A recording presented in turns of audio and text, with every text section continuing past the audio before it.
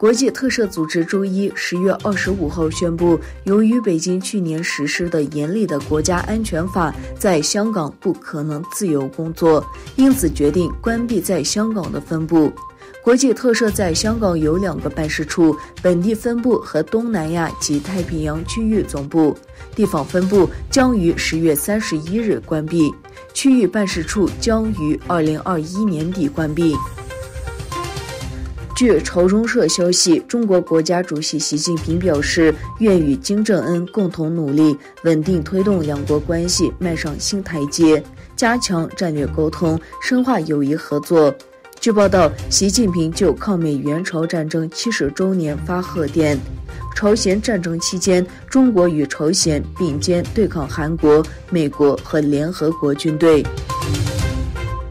乌兹别克斯坦中央选举委员会周一宣布，初步统计结果显示，现任总统自由民主党候选人米尔基约耶夫在新一届总统选举中以80.1%的得票率获胜，连任总统，任期5年。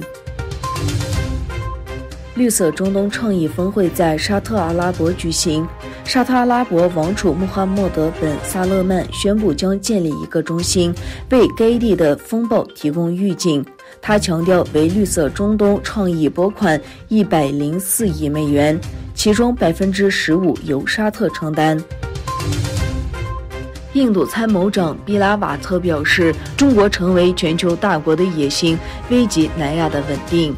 巴拉特表示，他们目睹了中国在该地区的大量投资符合自身利益，并表示中国向孟加拉国和缅甸提供军事援助，以获得该地区的战略地位，并在尼泊尔、斯里兰卡和马尔代夫进行了大量投资。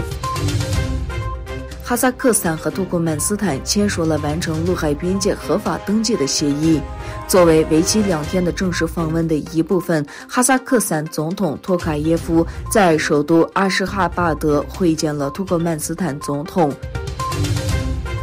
美国微软警告，主导 SolarWinds 攻击的俄罗斯骇客集团正展开新一波攻击，将目标锁定在全球科技供应链中不可或缺的企业机构。微软表示，自2021年5月以来，有140家管理服务提供商和云服务提供商受到攻击，至少有14家被攻破。